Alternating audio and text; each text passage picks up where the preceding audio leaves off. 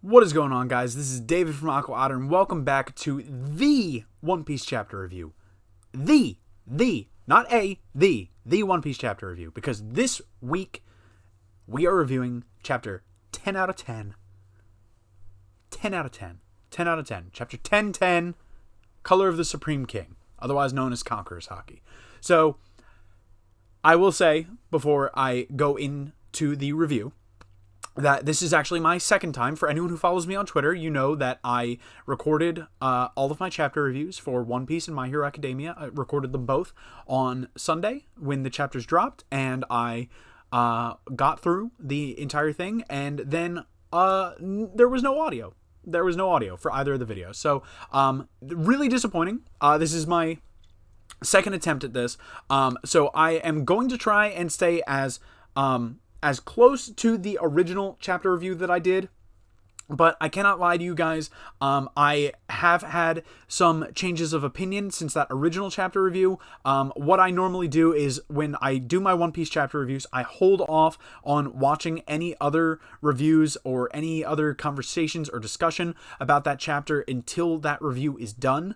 And then I will, as I'm editing the my review, I will start watching my discussion videos, all of the other, anime YouTubers talking about it that I follow and watch. So my opinions have been a little bit tweaked because of things that they might have said. So I do apologize, for the inconvenience. My microphone ended up breaking literally like 5 minutes in to recording the One Piece video. So I had 5 minutes worth of audio from the original video, and then the entire rest of it was just absolutely shot. But that is not going to change how absolutely hype I am to talk about this chapter.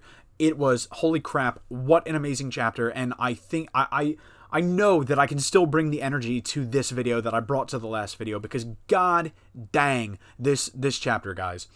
So, anyway, we're going to jump right into it. Like I said, chapter 1010, chapter 1010, Color of the Supreme King, Conqueror's Haki, whatever you want to call it. The official Viz translation calls it Color of the Supreme King. But yeah, cover page, who cares about the cover page? It's putting in eye drops. Good to see Pudding again. I like all the other side characters, but that's not important. We are here for the hype. We pick up right where the last chapter left off, with Big Mom falling off of Onigashima. She is screaming out for Zeus, screaming out for help, and Mama, what's happening, Mama, is coming from inside the Faraday cage. Zeus is crying out, what's going on? Prometheus is still in a million pieces. Zoro is chopping him up. He's yelling, Mama, I'm coming to save you, I'm coming. And, Zoro is wheezing, he's coughing. Remember, in the last chapter, I don't know if you can possibly forget, he tanked the named attack from Kaido and Big Mom, the combined Yonko super attack.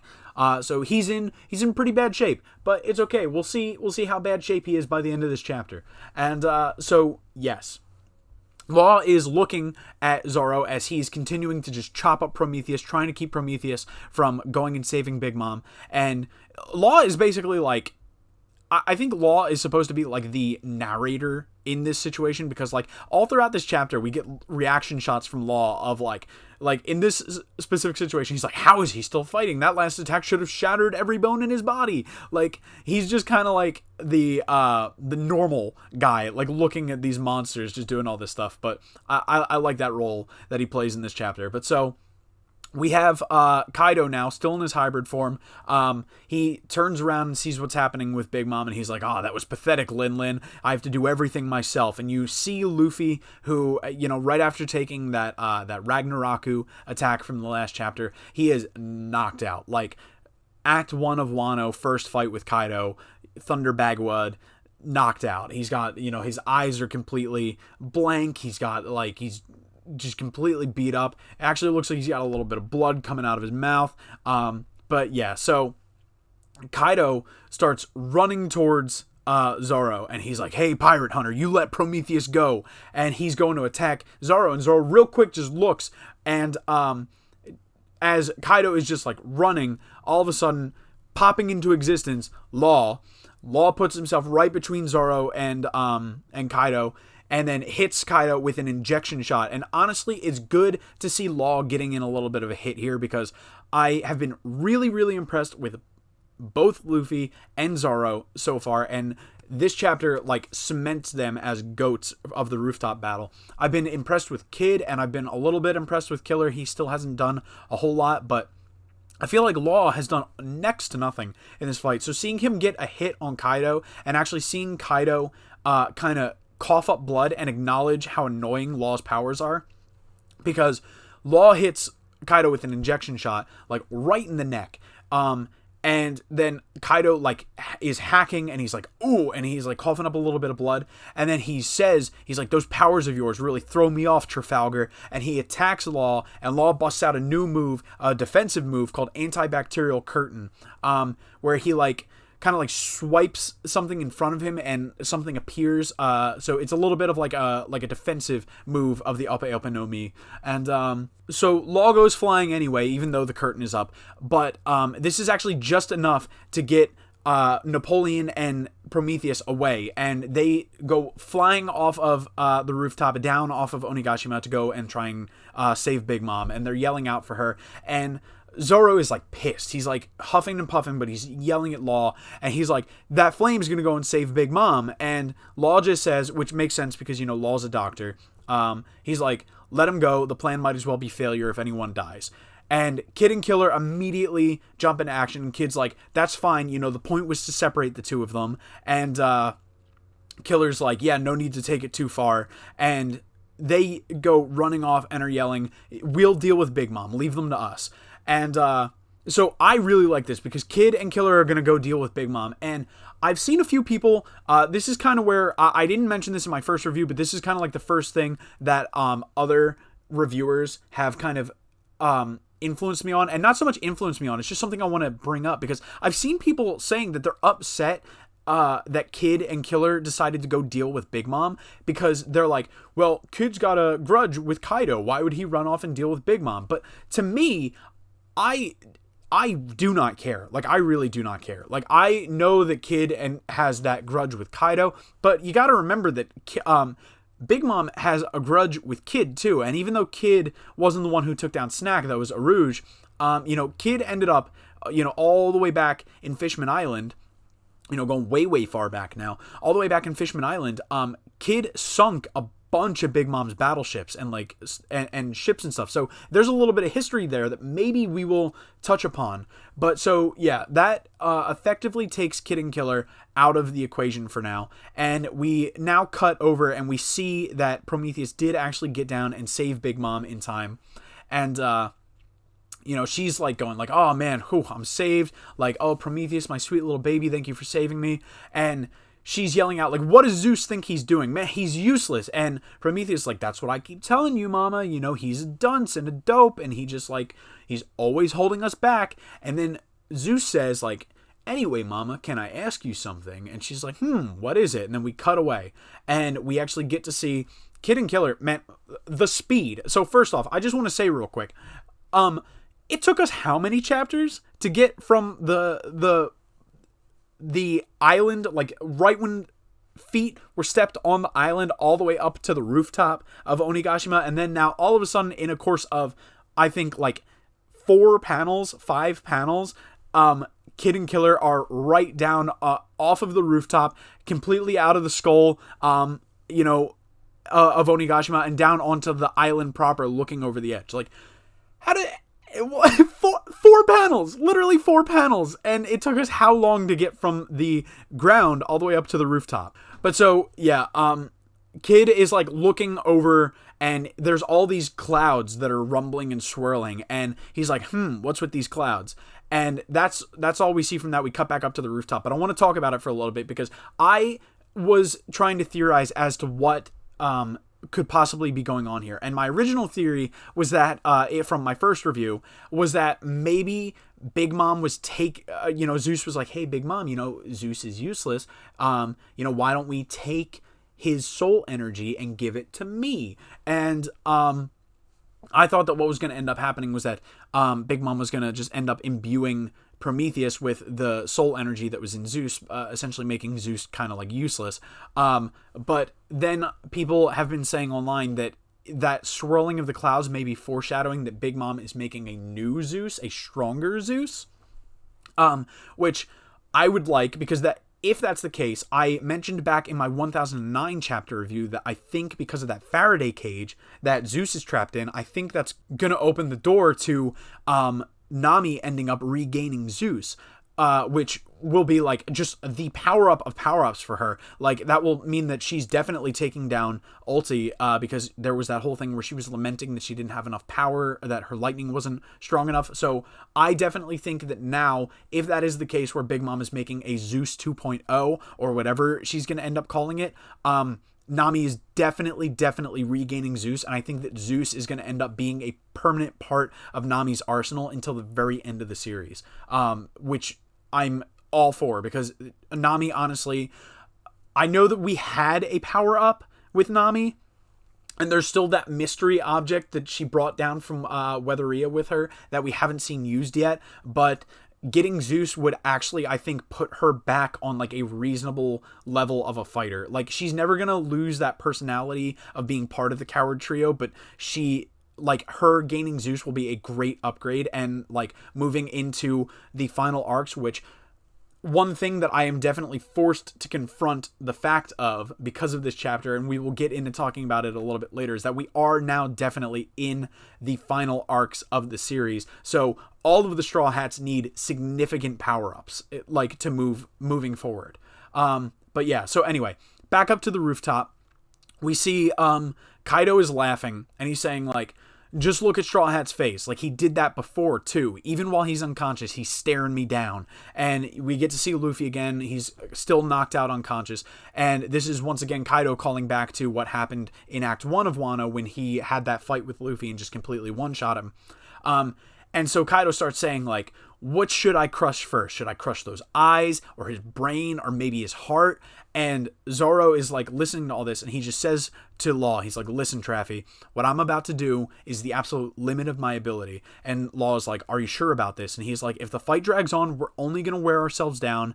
If we can't break through, we die. After this, it's all up to you. And he puts Wado Ichimonji in his mouth, and he holds out Enma in his hand. He's got the armament hockey on his fist, and he yells out, hey, Kaido, that's my captain. And Kaido looks over at him. And here's the hype, bro. Here is the hype. This is where I started freaking out in my last video, and I can't get to that level of raw hype, energy, raw emotion that I had back then. But we get to the next page, and Zoro has busted out Ashura. The first time in 500 chapters, since all the way back during the fight on Sabaody, the first time before the Straw Hats got separated, he busts out Ashura. We've only seen Ashura 3 times in the entire series. Once in Eni's lobby against Kaku, once against the Pacifista in Sabaody, and now all the way in chapter 1010 against Kaido. And so he busts out Ashura. He says, if you want to crush anyone's skull, you have to start with mine. Demon Aura, 9-sword style, and you see Kaido, he's got this shading over his eyes. He looks concerned. And he goes, Ashura, blades drawn, dead man's game. I gotta, just real quick, just soak in this panel. Just soak it in. It is beautiful. Oh my god, this attack, this move, and then you see Kaido, he's got his head back, there's blood, dripping out of the sides of his mouth, and then you see he yells out, ah, and this splurt, you see him from behind, you see this splurt of blood come out, and Law, mouth agape, and then you see Zoro, he's huffing and he's puffing, and then you actually see Kaido with a huge scar, bleeding, cut across his chest. And he says, damn it, boy, don't tell me you can use Color of the Supreme King too. 15 confirmed users up to this point. And now Zoro is the 16th. And I don't know for certain if it is confirmed, but my boy, Roronoa Zoro, is able to use Conqueror's Haki. And it is implied, in the next page, the next panel, he says, huh? What are you talking about? Don't have any idea what you mean. That was the best attack I could do. I was at least hoping that it knocked you off your feet.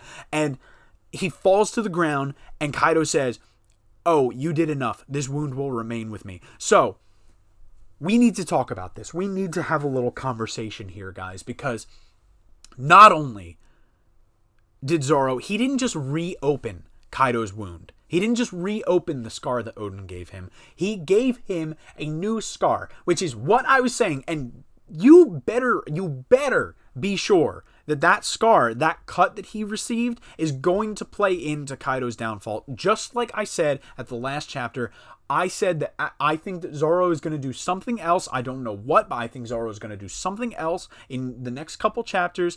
And then Zoro is going to be out of the fight, which is essentially what happened here. He used his most powerful move. He went full power and he cut Kaido. And that's what I've been saying forever, that I thought that Zoro was going to cut Kaido.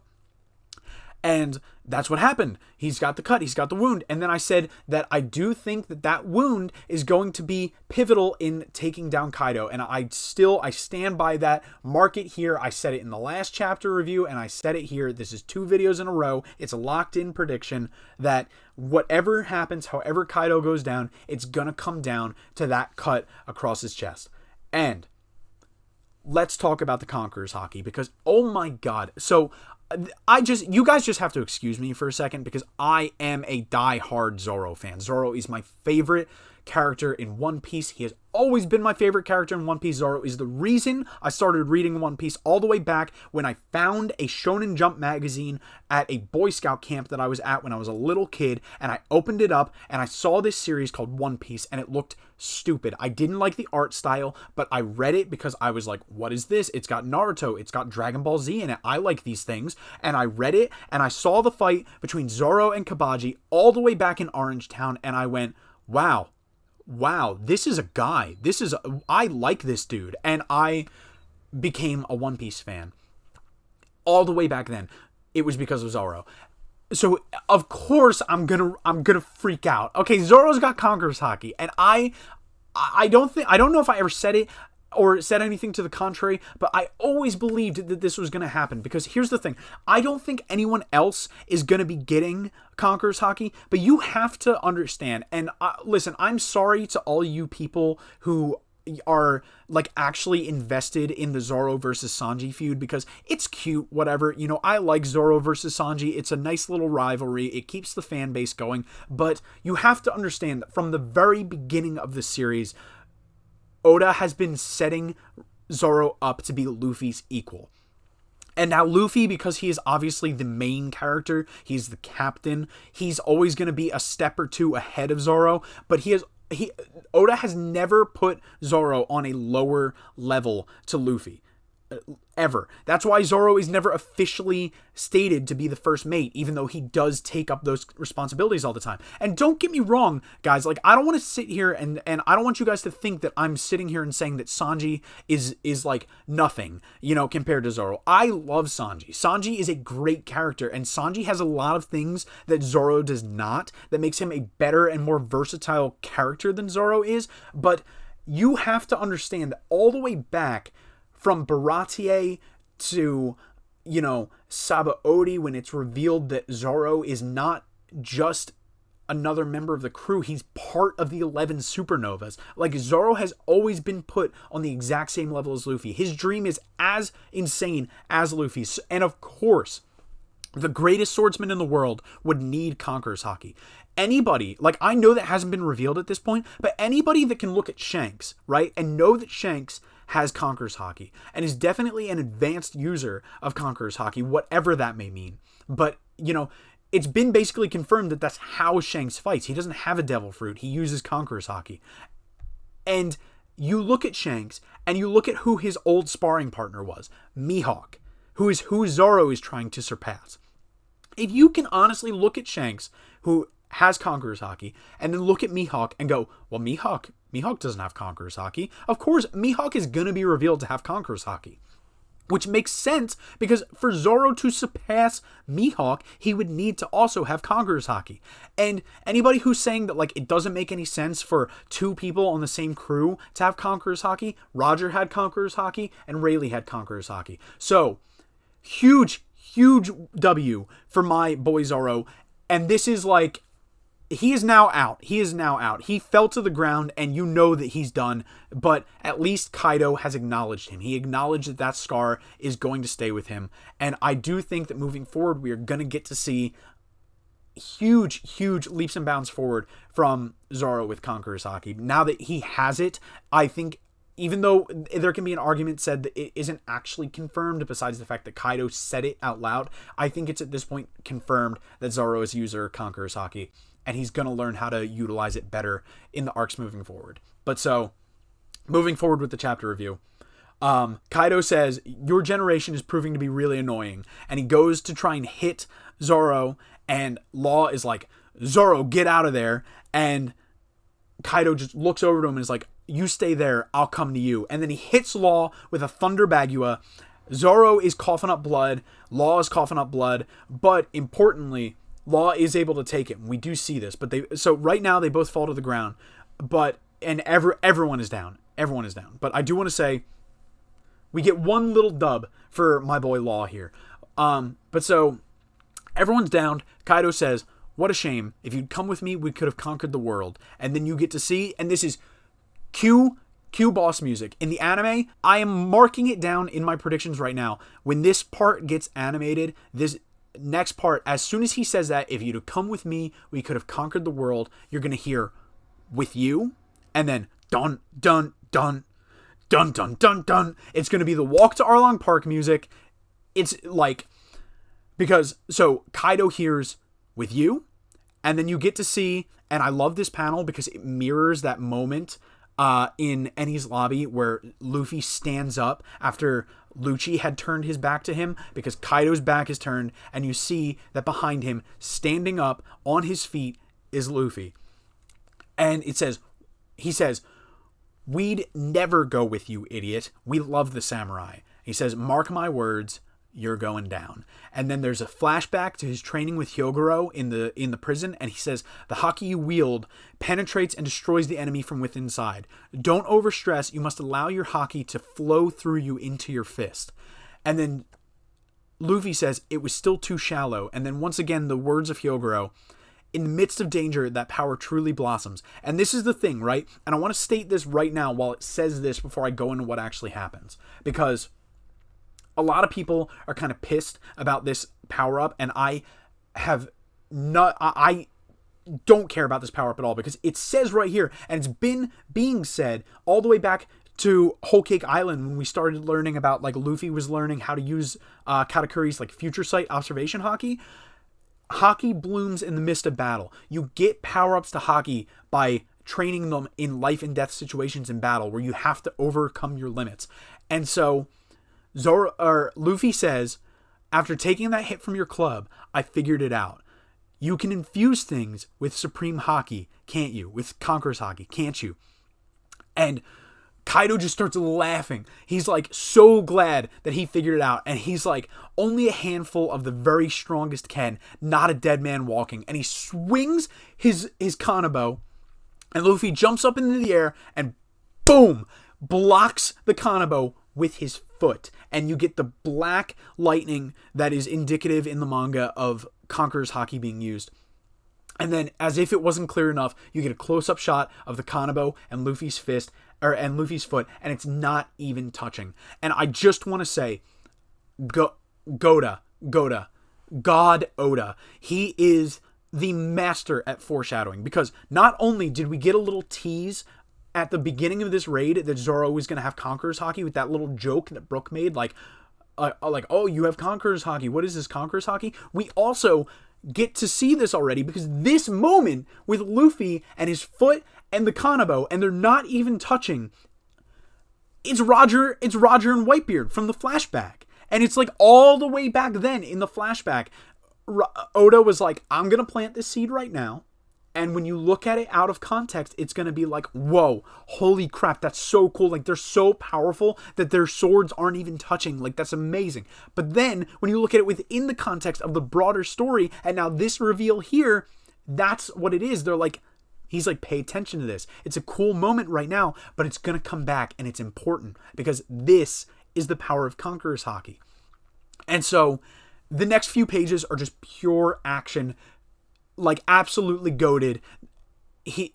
Kaido is just gritting. He can't believe that Luffy was able to block his thing. Luffy does a backflip off the Kanabo, hits the ground, and immediately rushes forward, rears his fist back. He's got the black lightning coming off of it from Conqueror's Haki, and he does that. He does the gut shot, the infamous gut shot that happens pretty much every time in a fight that signals that the end is coming, that Luffy has figured out what he needs to figure out. There's that iconic hit to the gut where his enemy is doubled over, blood coming out of their mouth. That signifies that the end of this fight is close at hand. And you see, though, with this gut shot, once again, Luffy's fist doesn't even touch Kaido. And Kaido gets launched back, and then this panel, I just gotta, once again, this next panel, because you get to see him, he rushes forward. Kaido has no time to kind of get on his feet here.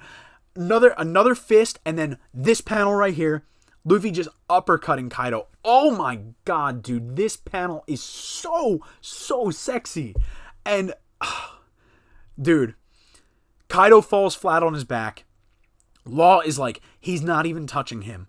And then, which, like I said, Law tanked that attack. He's still conscious. That's something that not even Luffy could do at the beginning of this arc. So big dub for Law.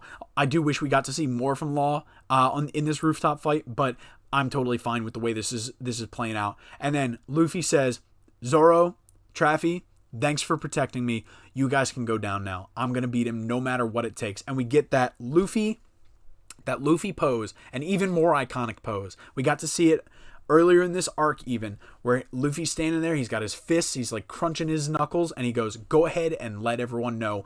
Because Kaido's going down, baby! Kaido is going down. And look, I knew that this chapter was going to be hype because I opened up the Viz app, and when I clicked on it, right at the top of the Viz app, it tells you how many days to the next chapter drop, and it said, next chapter in 14 days, and I went, oh man. Oh, Oda is going to be pulling out the stops here. And let me tell you, I'm so glad, looking back on it now, I'm glad that I got Zoro tanking that attack in chapter 1009. I'm glad I got that spoiled for me. Because that was the moment that I went, I'm going to mute One Piece chapters from now on. I'm going to mute them, and I'm going to, stay off of Twitter for a few days, or I'm going to be really careful. I know the accounts that I follow that follow One Piece and cover One Piece, so I gotta make sure that if I see they tweet, I just scroll past it without looking at what it is. And I'm so glad in hindsight, because I did not get this chapter spoiled for me, and this chapter did not disappoint. Holy crap, what to even say. This chapter is goated. This is one of the best chapters that I think I have ever read. And like I said before, this may just be weekly reading bias because Wano is my first arc that I'm reading week to week. But, man, it is ridiculous how good this is. So Luffy is now using Supreme King Haki, or Conqueror's Haki, and he's able to imbue it much to the way that, and granted, this isn't canon, but we did get to see that certain things from this are being brought over into the story. I'm going to reference One Piece Pirate Warriors 4, the game, because we saw that certain attacks that Kaido was using are brought over into this, and then certain attacks that Luffy was doing that were only in that game have been brought over into the canon of the story. So Shanks in that game, he fights by infusing Conqueror's Haki into his sword. So similar to that, this is we can assume that is kind of what Advanced Conqueror's Haki is, being able to infuse your will into your hits, not just expanding your will out the way that we've seen it used before, where if your will is too weak or weaker than the person whose will is expanding, you go down. But so now this battle is no longer a fight of attrition, of who can do the most damage. It is who has the most willpower, and everybody knows, everybody who reads One Piece should know that if you're going up against Luffy in a battle of will, whether it be on land, sea, or in the sky, always bet on Monkey D. Luffy. That phrase no longer applies to you, Kaido, buddy, because you are going down. And I have always said that I think that Kaido is going down in this arc, but anybody who's still at this point can look at this arc and where we're at and these power-ups that our crew is getting, which, by the way, it's the time for it. Everybody, as I said when I was talking about Nami getting Zeus and getting that power-up, everybody needs to power up, because if there's one thing that this chapter made abundantly clear, with Zoro being revealed to have Conqueror's Haki, him busting out his full power again, having to use Ashura, Luffy now understanding Conqueror's Haki, we are in the end game. And as much as I don't want that to be the case, because I literally just got caught up, I literally just started reviewing this series, and I love this series so much. I've loved this series for a long time, but specifically I love covering the series now in the way that I'm doing, and thinking about it ending makes me so sad. And I know that that is still a ways off, but it is abundantly clear now that we are in the end game. We have maybe like 3 or 4 more arcs, and that's it. And I don't even think that they're going to be specifically huge arcs. Like, we're going to get Elbaf, which we have to get Elbaf, which is the only reason I'm including it in there. Because if it wasn't for the fact that Elbaf has been such a prevalent part of the story for so long, and is specifically a huge part of Usopp's character, we would need to not go there. Because I just don't think that where we're at in the story, it would call for us to go there. But we need to go there. We need to go to Elbaf. So Elbaf is definitely happening. Then we have to get to... I feel like Lodestar Island is gonna happen. I don't know if that's true, but I feel like the fact that like they had that conversation, Nami and Inuarashi, all the way back in Zou, about like what would like we haven't been following the log pose for a while, like what's gonna happen. He's like, listen, if you still follow the log pose, like you're still gonna get to where you're gonna go. So I think that Lodestar is gonna happen, and then we're gonna get Laugh-Tale, and then the big final war, because once we get to Laugh-Tale, that is not the end of the story. There's still that big war that Oda has been saying, like, this is going to make Marineford look like nothing. So, but we're in the end game. This is where it happens now. If not now, when? For all the power-ups. And, like, holy crap. What an amazing chapter, guys. What an amazing chapter. My predictions moving forward, Kaido's going down. I'm so excited to see Kid and Killer just absolutely bust Big Mom. And I don't think that they're gonna destroy Big Mom. I still definitely think that Big Mom is gonna be taken care of at Elbaf, but Kid and Killer are gonna bust some crazy stuff out. Law, I still think Law has some time to shine. Zoro is not out of this fight. He's out of the rooftop battle, but his role is not done, because there's too many doctors on the island. There's too many doctors on the island for Zoro to be done. There's something for Zoro to do here. I don't know what that is, but mark my words, even though he is done now, it is now definitely going to be Luffy versus Kaido one-on-one, and Luffy is going to win. And anybody who now at this point is not saying that Luffy is a Yonko, Luffy's a Yonko. This is it. He's going to take down Kaido. He's going to take down Kaido. But yeah. Those are my thoughts. Those are my predictions. Do I even have to tell you guys where this ranks? I feel like I've already said it a million times. This is the best chapter. It's the best chapter ever. But yeah, let me know in the comments below, guys, what you guys thought. I really love this chapter. And any theories you guys have, please, I love, love, love discussing theories. So please leave them in the comments down below. I'd love to talk to you guys. If you like this video, please like it. Subscribe if you want to catch more. I got the My Hero Academia review coming out later today too. But yeah. Once again, thank you guys so much for watching, and I will see you guys in chapter 1011.